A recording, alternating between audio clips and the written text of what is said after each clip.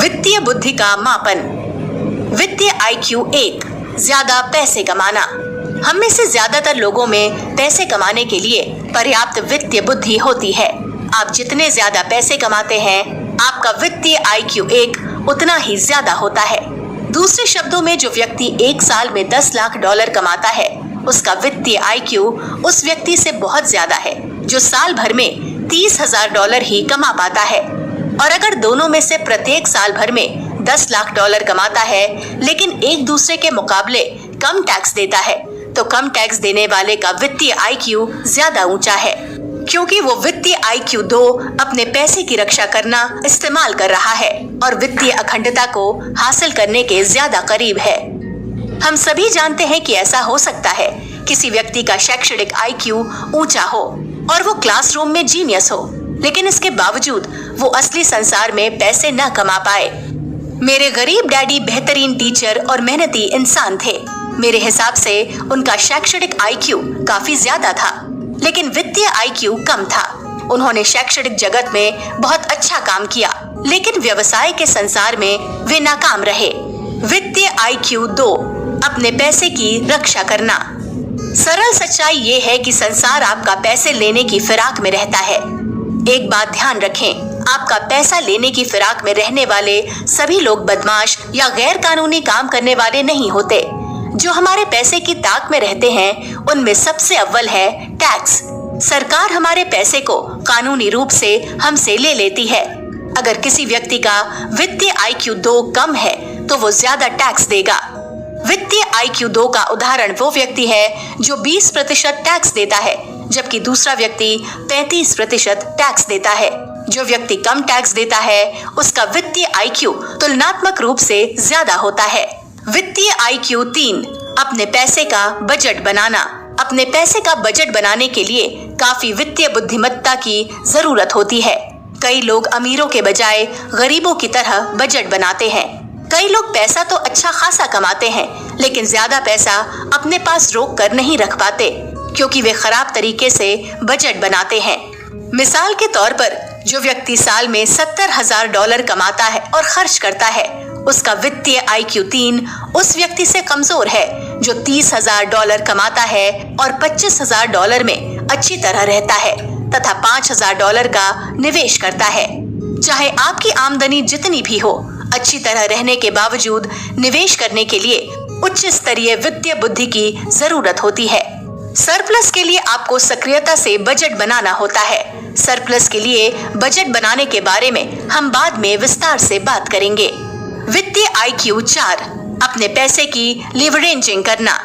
जब कोई व्यक्ति सरप्लस का बजट बनाता है, तो अगली वित्तीय चुनौती इस सरप्लस की लीवरेजिंग करना है। ज्यादातर लोग अपने वित्तीय सरप्लस को बैंक के बचत खाते में डाल देते हैं। 1971 से पहले ये स्मार्ट विचार था, जब अमेरिकी डॉलर मुद्रा नहीं बना था। इसके अलावा 1974 के बाद से कर्मचारियों को अपने रिटायरमेंट के लिए खुद पैसे बचाने पड़ रहे हैं। करोड़ों कर्मचारियों को पता ही नहीं होता कि किस चीज में निवेश करना है, इसलिए वे अपने वित्तीय सरप्लस को म्यूचुअल फंड्स के अच्छी तरह डाइवर्सिफाइड पोर्टफोलियो में निवेश कर देते हैं और फिर ये उम्मीद करते हैं कि इससे उनके पैसे की लीवरेजिंग हो जाएगी। हालांकि बचत और diversified mutual fund portfolio leveraging का एक रूप तो है, लेकिन लीवरेजिंग के इससे बेहतर तरीके भी होते हैं। अगर कोई व्यक्ति सच्चा है, तो उसे ये मानना होगा कि बचत खाते या म्यूचुअल फंड में निवेश करने के लिए ज्यादा वित्तीय बुद्धि की जरूरत नहीं होती। आप एक बंदर को बचत खाते और म्यूचुअल फंड में निवेश करने के लिए प्रशिक्षित कर सकते हैं। इसलिए इन निवेशों पर ऐतिहासिक दृष्टि से कम मुनाफा होता है। वित्तीय IQ 4 निवेश पर लाभ यानी रिटर्न ऑन इन्वेस्टमेंट से मापा जाता है।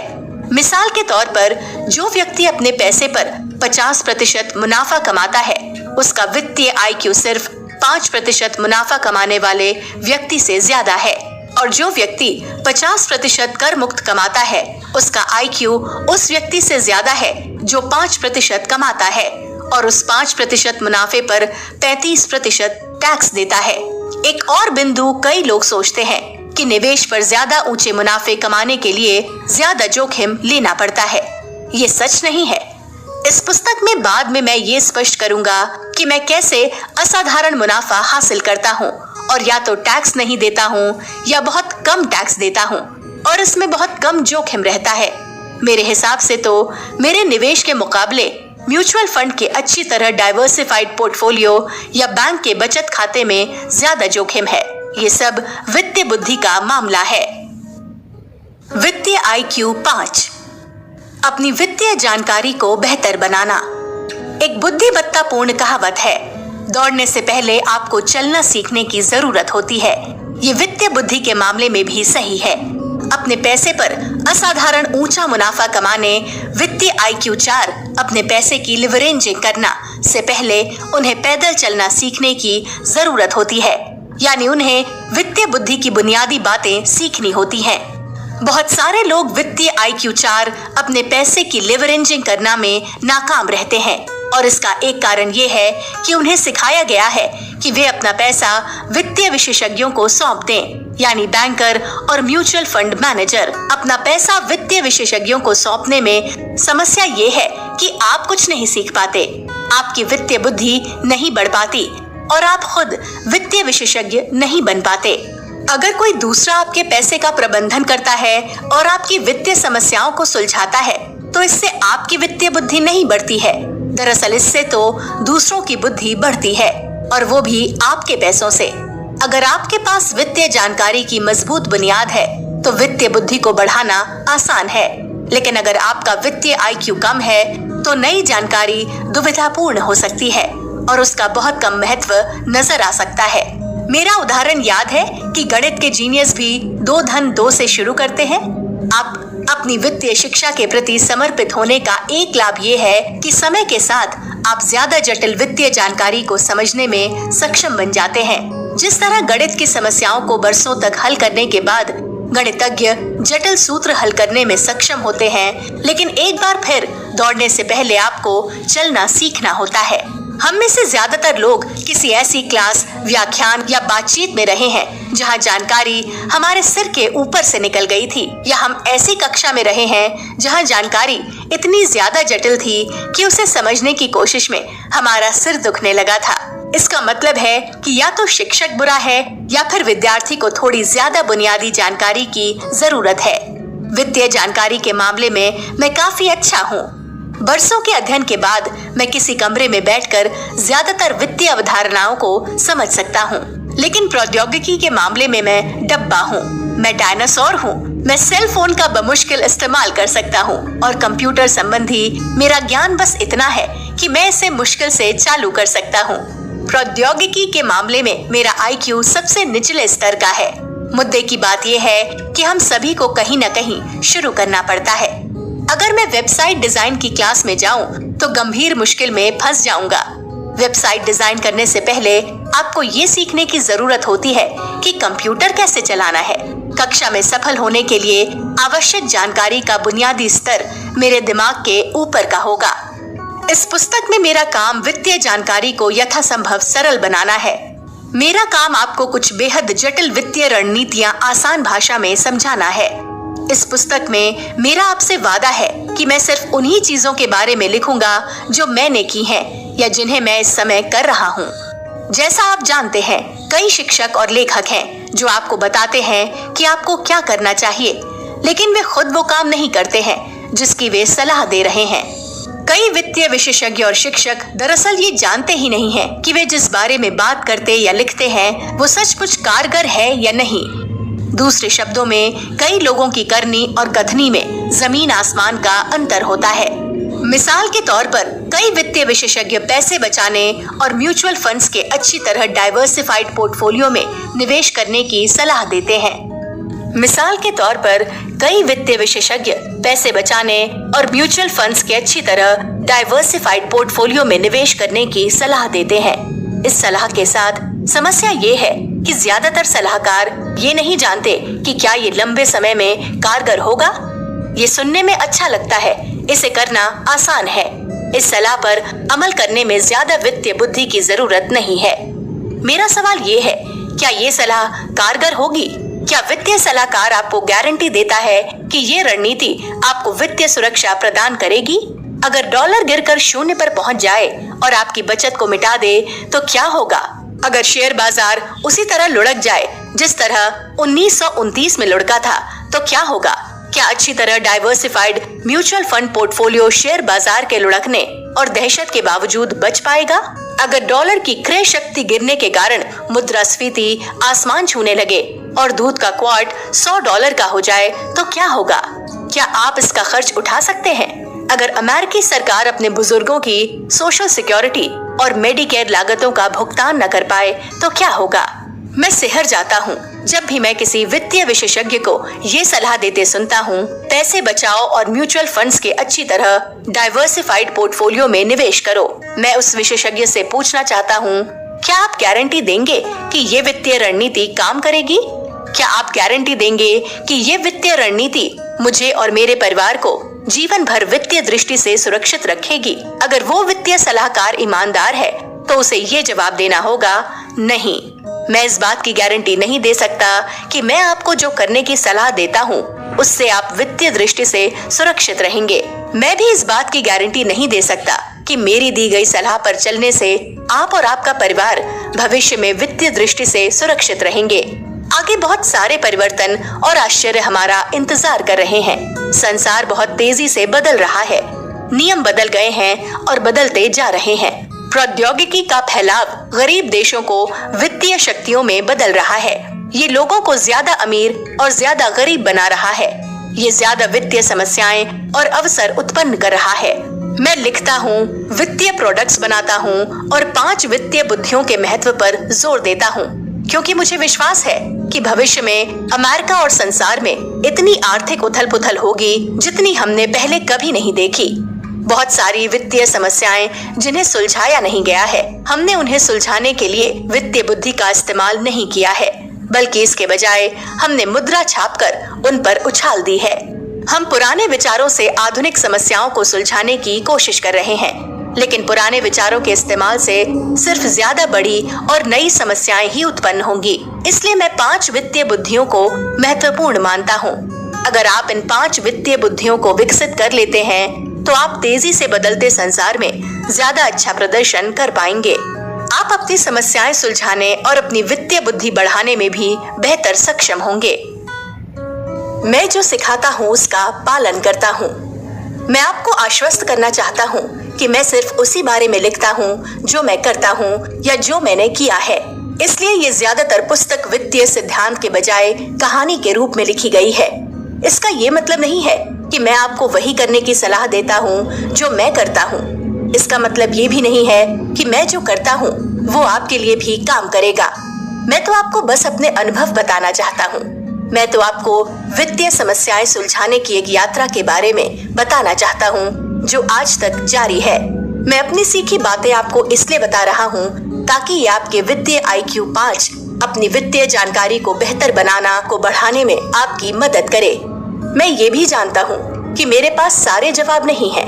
मैं नहीं जानता कि क्या मैं किसी विशाल वित्तीय आपदा से बच सकता हूँ। मैं तो बस ये जानता हूँ कि भविष्य में जो भी समस्याएं या चुनौतियाँ आती हैं, मैं उन्हें ज्यादा स्मार्ट बनने और अपने वित्तीय IQ को बढ़ाने के अवसर के रूप में देखूंगा। मैं उनसे दहशत में नहीं आऊंगा, क्योंकि मुझे विश्वास है कि अपनी वित्तीय बुद्धि के कारण मैं उनसे तालमेल बैठा सकता हूँ और समृद्ध हो सकता हूँ।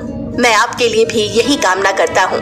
इसलिए हमने द रिच डैड कंपनी और इसके प्रोडक्ट्स तथा प्रोग्राम्स बनाए हैं। ये सही वित्तीय जवाब होने के बारे में नहीं है, ये तो सही वित्तीय योग्यताएं होने के बारे में है। जैसा मेरे अमीर डैडी कहते थे, जवाब अतीत के बारे में होते हैं और योग्यताएं भविष्य के बारे में होती हैं। हमारे पास दूसरे IQ होते हैं। हम सभी अलग होते हैं। हम सभी की रुचियां और नापसंदगी अलग अलग होती है। हम सभी की अलग अलग शक्तियां और कमजोरियां होती हैं। हम सभी में अलग अलग प्रतिभाएं और हुनर होते हैं। मैं ऐसा इसलिए कहता हूँ क्योंकि मैं ये नहीं सोचता कि वित्तीय बुद्धि सबसे महत्वपूर्ण बुद्धि है या एकमात्र बुद्धि है। वित्तीय बुद्धि तो बस वो बुद्धि है जिसकी हम सभी को जरूरत होती है, क्योंकि हम पैसे के संसार में रहते हैं, या ज्यादा सटीकता से कहूँ तो मुद्रा के संसार में रहते हैं। जैसा मेरे अमीर डैडी ने कहा था, अमीर हो या गरीब, स्मार्ट हो या ना हो, हम सभी पैसे का इस्तेमाल करते हैं। बुद्धि कई प्रकार की होती है, जैसे चिकित्सकीय बुद्धि। जब भी मैं अपने डॉक्टर से मिलता हूँ तो मैं हर बार कृतज्ञ होता हूँ कि उन्होंने अपनी बुद्धि और प्रतिभा को विकसित करने में जीवन समर्पित किया। मुझे ये खुशी भी होती है कि मेरे पास पर्याप्त धन और बीमा है, जिस वजह से मैं किसी भी चिकित्सकीय चुनौती का खर्च उठा सकता हूँ। इस बारे में अमीर डैडी ने कहा था, पैसा जीवन में सबसे महत्वपूर्ण चीज नहीं है, लेकिन पैसा हर महत्वपूर्ण चीज को प्रभावित करता है। सोच कर देखें, पैसा हमारे जीवन स्तर, स्वास्थ्य और शिक्षा को प्रभावित करता है। अध्ययनों से पता चला है कि गरीब लोगों का स्वास्थ्य कमजोर होता है, शिक्षा कम होती है और आयु भी कम होती है। 5 वित्तीय बुद्धियों के विकास की ओर आगे बढ़ने से पहले मैं ये स्पष्ट कर देना चाहता हूँ कि वित्तीय बुद्धि सबसे महत्वपूर्ण बुद्धि नहीं होती है।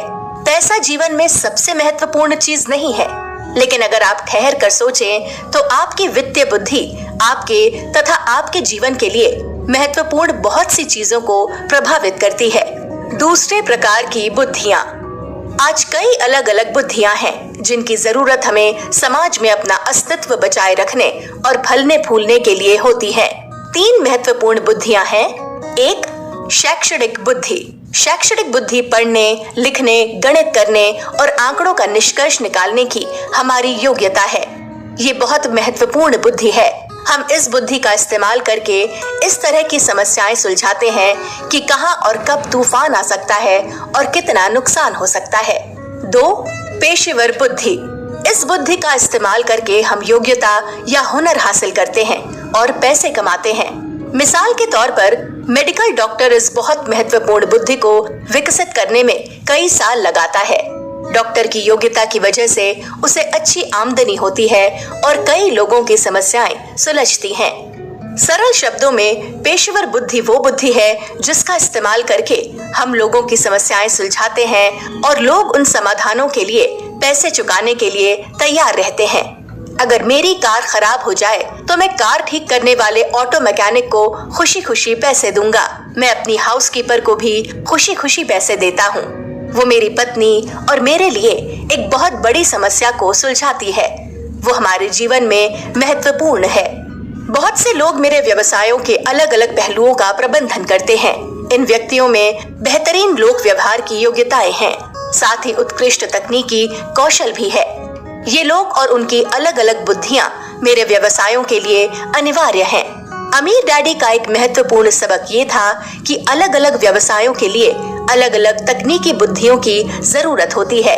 मिसाल के तौर पर द रिच डैड कंपनी में मुझे उत्कृष्ट व्यावसायिक और लोक व्यवहार की योग्यताओं वाले लोगों की जरूरत होती है। अपने रियल एस्टेट व्यवसाय में मुझे तकनीकी योग्यताओं वाले लोगों की जरूरत होती है, जैसे लाइसेंस धारक, प्लम्बर्स और विद्युत कर्मी। 3. स्वास्थ्य बुद्धि। स्वास्थ्य और दौलत आपस में जुड़े हैं। हेल्थ केयर और फलस्वरूप स्वास्थ्य तेजी से हमारे संसार की सबसे बड़ी समस्या बनता जा रहा है।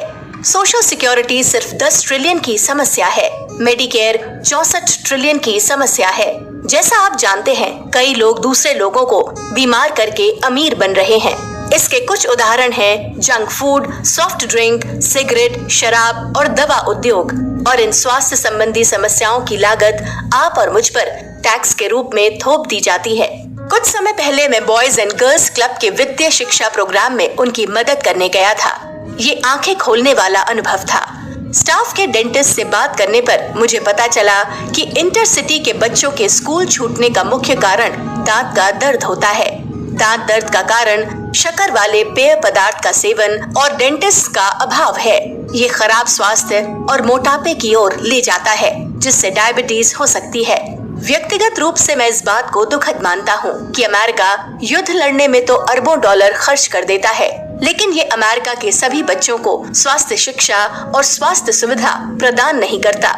मेरा तर्क ये है कि हम जिस साहसी नए संसार में रहते हैं, उसमें अच्छा प्रदर्शन करने के लिए हमें अलग अलग प्रकार की शिक्षा और बुद्धि की जरूरत होती है। हालांकि मैं वित्तीय बुद्धि को सबसे महत्वपूर्ण बुद्धि नहीं मानता हूँ, लेकिन ये हर उस चीज को प्रभावित करती है जो महत्वपूर्ण है। हर व्यक्ति को वित्तीय बुद्धि की जरूरत नहीं होती। अगर आप इतने सौभाग्यशाली हैं कि आपको विरासत में दौलत मिली है, तो आपको ज्यादा वित्तीय बुद्धि की जरूरत नहीं है। बशर्ते आप ऐसे लोगों को नियुक्त करें जिनके पास ये है। अगर आपकी योजना पैसे के लिए शादी करना हो तो इसके लिए भी आपको ज्यादा वित्तीय बुद्धि की जरूरत नहीं है। या अगर आप प्रतिभाशाली पैदा होते हैं और संसार कम उम्र में ही आप पर पैसे की बारिश कर देता है, तब भी आपको ज्यादा वित्तीय बुद्धि की जरूरत नहीं है, बशर्ते आप MC हैमर न हो। इसके अलावा आपको ज्यादा वित्तीय बुद्धि की जरूरत तब भी नहीं है अगर आप सरकारी कर्मचारी हो और आपको आजीवन पेंशन मिलती हो, या अगर आप जनरल मोटर्स जैसी औद्योगिक युग की पुरानी कंपनी के लिए काम करते हो, जिसके पास अब भी डिफाइंड बेनिफिट पेंशन योजना है जो जीवन भर आपको पेंशन और इलाज का खर्च देगी। लेकिन अगर आप ज्यादातर लोगों जैसे हैं, तो आज के संसार में जीवित रहने के लिए आपको थोड़ी वित्तीय बुद्धि की जरूरत होगी। भले ही आप सोशल सिक्योरिटी और मेडिकेयर पर जीवित रहने की योजना बना रहे हो। सच तो ये है कि अगर आप इतने कम पैसों में जीवित रहने की योजना बना रहे हैं, तो आपको बहुत ज्यादा वित्तीय कौशल की जरूरत हो सकती है। वित्तीय IQ की सबसे ज्यादा जरूरत किसे है? जब हम नीचे दिए गए कैश फ्लो क्वाड्रेंट के चित्र को देखते हैं, तो ये समझना ज्यादा आसान हो जाता है कि सबसे ज्यादा वित्तीय IQ की जरूरत किसे होती है। जिन लोगों ने रिच डैड सीरीज की मेरी दूसरी पुस्तक कैश फ्लो क्वाड्रेंट न पढ़ी हो, उन्हें मैं संक्षेप में समझाना चाहूंगा। कैश फ्लो क्वाड्रेंट पैसे के संसार के दृष्टिकोण से लोगों को 4 अलग अलग समूहों में बांटता है। E का मतलब है कर्मचारी, S का मतलब है छोटे व्यवसाय, सेल्फ एम्प्लॉयड या विशेषज्ञ। B का मतलब है बड़ा व्यवसाय जिसमें 500 या अधिक कर्मचारी हों। I का मतलब है निवेशक। जिन लोगों का करियर E क्वाड्रेंट में है, वे शायद ये सोचते हैं कि उन्हें ज्यादा वित्तीय बुद्धि की जरूरत नहीं है। यही इस क्वाड्रेंट के लोगों के बारे में सच है। मेरे गरीब डैडी ज्यादातर समय E क्वाड्रेंट में स्कूल शिक्षक रहे, इसलिए वे वित्तीय बुद्धि को ज्यादा महत्व नहीं देते थे जब तक कि उनकी नौकरी नहीं चली गई और वे व्यवसाय के संसार में दाखिल नहीं हुए। 1 साल से भी कम समय में उनकी बचत और रिटायरमेंट फंड चला गया। अगर सोशल सिक्योरिटी और मेडिकेयर का सहारा न होता, तो वे गंभीर वित्तीय मुश्किल में होते। नर्स होने की वजह से मेरी माँ मुझे डॉक्टर बनाना चाहती थी। वे जानती थीं कि मैं अमीर बनना चाहता हूँ, और वे जिन सबसे अमीर लोगों को जानती थीं, वे डॉक्टर थे। स्पष्ट रूप से वे ऐसे दिन थे जब डॉक्टरों पर मुकदमे कम होते थे और बीमा लागतें आसमान नहीं छू रही थीं। नर्स होने के नाते उन्हें वित्तीय बुद्धि की ज्यादा जरूरत महसूस नहीं होती थी। मेरे लिए वे ऊंचे वेतन वाली नौकरी के ख्वाब देख रही थीं। जैसा आप जानते हैं, ऊंचे वेतन वाले कई लोगों के पास पैसे नहीं बच पाते हैं। अगर आप उद्यमी बनकर B क्वाड्रेंट का व्यवसाय बनाना चाहते हैं या I क्वाड्रेंट में पेशेवर निवेशक बनना चाहते हैं, तो वित्तीय बुद्धि ही सब कुछ है। B और I क्वाड्रेंट्स के लोगों के लिए वित्तीय बुद्धि अनिवार्य है, क्योंकि इसी बुद्धि की बदौलत आपको पैसे मिलते हैं। B और I क्वाड्रेंट्स में आपकी वित्तीय बुद्धि जितनी ज्यादा होगी, आपकी आमदनी भी उतनी ही ज्यादा होगी। अमीर डैडी ने मुझसे कहा था, आप सफल डॉक्टर होने के बावजूद गरीब रह सकते हैं। आप सफल स्कूल टीचर होने के बावजूद गरीब रह सकते हैं, लेकिन आप सफल उद्यमी या निवेशक होने के साथ गरीब नहीं रह सकते। B और I क्वाड्रेंट्स में सफलता पैसे से नापी जाती है, इसलिए वित्तीय बुद्धि इतनी महत्वपूर्ण है।